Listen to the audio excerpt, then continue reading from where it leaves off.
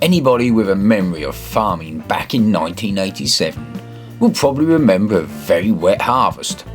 Combines were starting to look like the Titanic and were being fitted with dual wheels just to stay afloat, and the tractors and trailers were being left sat on the headlands. No on the move empty in this harvest. So, do we try and forget the year 1987 in the farming calendar? I think not. Why not, you may ask? Well, let me put this to you. Would you forget the date 1066 just because of a war? No, of course you wouldn't. Or would you remember 1966 when England produced a winning team? Yes, I think you would. So, in fact, it proves that great events stick in the mind.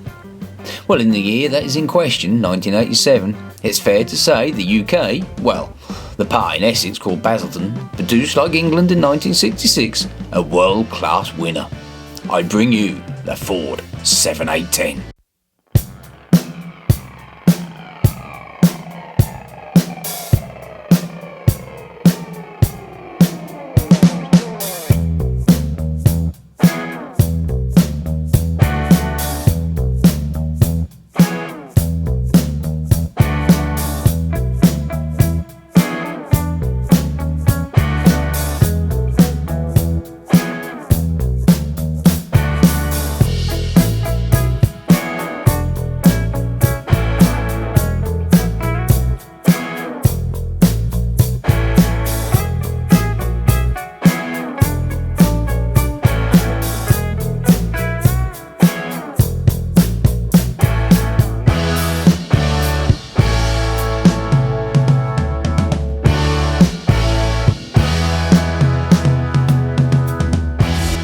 This particular one here that we're going to look at is a late 1991 Generation 3 tractor, and like a brilliant thoroughbred racehorse that's contentedly eating the paddock after being retired, this 7810 is also now drinking the diesel juice at its own leisure.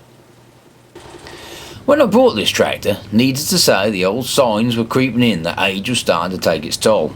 But anyhow, that's enough about me. As for the 7810, the odd rust patches were beginning to take over. The brakes were as effective as a lawnmower with no blade, and the tyres were more impressive than Michael Schumacher's slickest of slick rubber. So, like a hedgehog hiding away to recharge its batteries, the barn doors were opened and the 7810 was put away for a makeover. Over the next few years, yes I did say years unfortunately, the 7810 was pampered, much like your Labrador dog at home, so much pampering in fact that it took most of my time up. And like a fine wine, as time slowly went by, the 7810 became more and more better.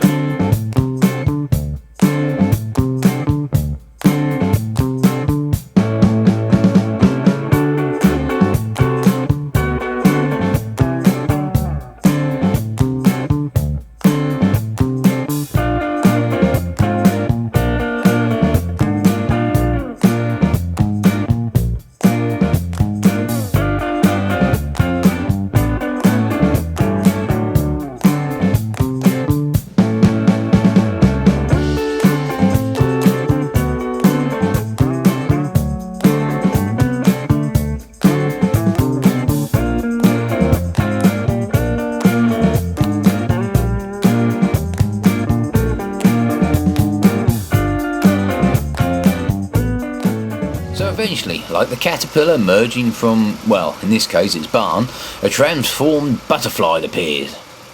Okay, nice image, but a revitalised, freshly painted and false corrected Ford 7810 saw the light of day once again. The Ford 7810 now offered farmers a 6-cylinder 100 horsepower machine, all within the same size of the Ford's best-selling 4-cylinder Ford 7610 tractor. In simple terms, if you had a Hoover vacuum cleaner, you now have a Dyson. The Generation 3 model gave the operator food treats inside the cab, a digital dashboard for one that displayed in bar graph form fuel, oil pressure, battery charge and temperature. Now this kind of bar graph I would take home for homework. Air conditioning was fitted to keep you cool on those hot summer days, though a great bonus, the only downside to this in my opinion, is when the aircon is running, all windows and doors should be kept shut. Well, like a bunch of boothful people on a beach in the height of summer, do you really want to see them wrapped up in hats, coats and gloves? No, you want to keep taking sneaky look at the amount of flesh on display, and this is why the Ford 7810 needs to have that sunroof on it.